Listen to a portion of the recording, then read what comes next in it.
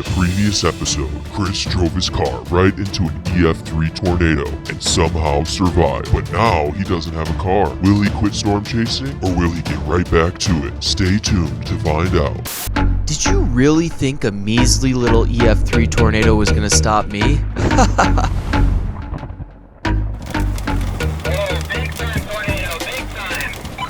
After my little incident on April 4th, I wasn't able to chase the rest of the month. Eventually, I was able to find a good deal on a vehicle, a 2004 Subaru Forester.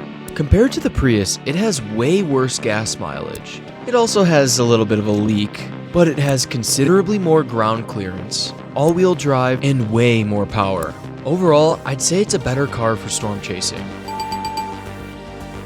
My first chase with the new vehicle was on May 5th in southwest Nebraska. See that storm? That's where I'm going. I would make it to the supercell at sunset, and the beautiful colors on the backside were just too good for me to pass up. I may not have seen a tornado, but I didn't really care. I was just happy to be back on the road, doing what I love. And I got to do it all the next day. But this time, I was feeling much better about my chance of seeing a tornado. Right on cue, isolated towers were going up near Maryville, Missouri. And soon after, this was a full-blown rotating supercell. It's probably just got tornado warned. For some reason, the storm wanted my hat. After retrieving my hat, the storm was pissed off and was coming right for me. Even though I had to take some rough roads, I was able to stay in front because of my all-wheel drive Subi. Look at this storm. Unbelievable. As time went on, the storm was looking more and more tornadic. It was also just a sight to behold. I would continue to drive alongside this behemoth, waiting for the right time to pounce, and sure enough, I could see a clear indication of RFD winds around the backside, which usually precedes tornado genesis. Moments later, a tornado was beneath the storm, outlined by the dust circulating at the ground. Instead of trying to rush in front of the storm, I decided to play it safe and chase from behind, and this was actually a great decision, as I was treated to one of the most interesting views I've ever seen storm chasing. You can see how the RFD wrapping around the backside of the storm creates the circulation where tornadoes spawn. Right at this moment, this large circulation was over Trenton, Missouri, producing a weak EF1 tornado. The next day, I would have another 5% chance of tornadoes, but this time was a little different. Storms didn't initiate until right before sunset, and these storms were extremely elevated. It was clear to me that these storms were not going to produce a tornado, but I guess, it was still kind of pretty. After the 3-day stretch of chasing, I went back home to Denver, and sure enough, a 10% chance of tornadoes would show up in my home state of Colorado. There's just something about chasing in Colorado. I can't really explain it, but this place is magic. Oh my God! And there's that magic.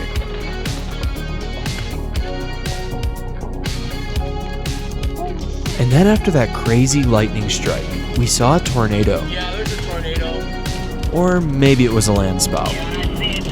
I'm on the board. Let's go, baby. Either way, this was an extremely fun, local chase.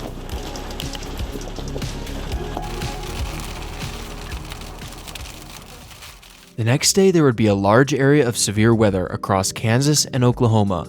There would be 2 specific targets, one in northwest Kansas and the other in central Oklahoma. After lots of deliberation, I decided to go down south towards the Oklahoma target. The forecast on this day had strong supercells in southern Oklahoma, but that just wasn't what happened. Weak LP supercells kept popping up and immediately dying. Right around this time, I found out that the northern Kansas target produced dozens of tornadoes, while I was stuck in the beautiful state of Oklahoma. While it sucked missing all those tornadoes, we still got to enjoy these pretty storms. I mean, you don't have to do the whole battery. Yeah, that was a siege. And we made a new friend. Hey, look who showed up. Yeah. Easy kaboom. The next morning, I booked it north to a large area of 5% tornado chance. Personally, I thought the chance of seeing a tornado was much higher. At 3 p.m., an arc of supercells initiated in central Nebraska. The first storm I was on looked like it was about to produce a tornado, but it never did. 20 miles to my northwest, one of the most incredible tornadoes was happening near Spalding, Nebraska. A large, wedge tornado underneath a seemingly weak cumulus cloud. I have never, in my entire life, seen a tornado that looks like this. It's hard to explain how much it hurts missing something like that, and chasing these storms was not making it feel any better. We noticed a storm firing further east, so we booked it and eventually caught up with the storm near North Bend, Nebraska.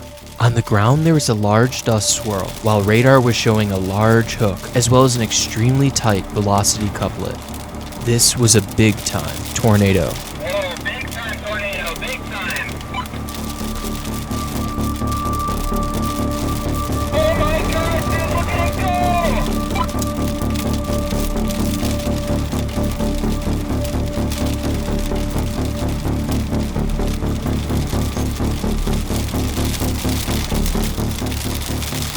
Almost immediately after we first saw the dust at the ground, the tornado condensed into a beautiful stovepipe tornado. That is beautiful. Wow, dude, that's incredible. It doesn't get much more classic than this.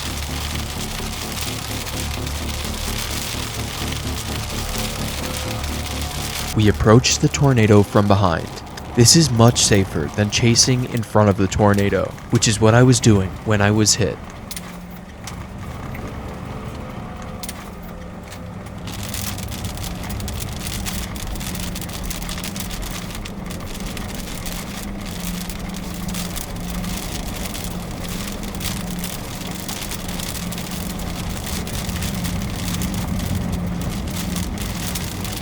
Once we made it off the main road, we were treated to this incredible view, and because the tornado was moving away from us, we were still in a safe spot.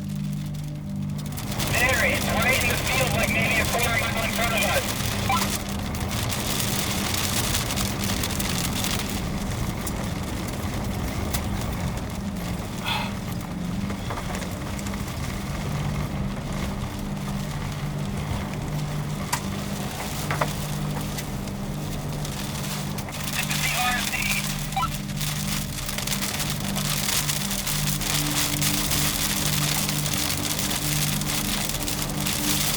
All right, turn right.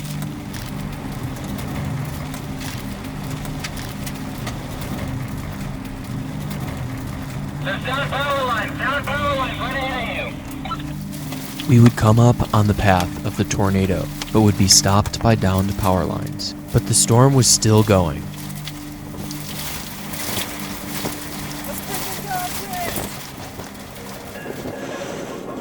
It's probably what do you think, an EF1, EF2? It seemed probably EF2 strength. Because I took out the power lines. Yeah. Get back inside. Nice job, dude. Dude, we did it, man.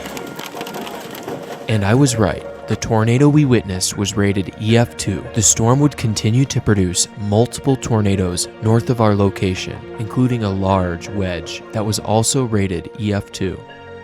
Making it to this moment solidified in my mind that no matter what hardships I have to go through, I will never stop storm chasing.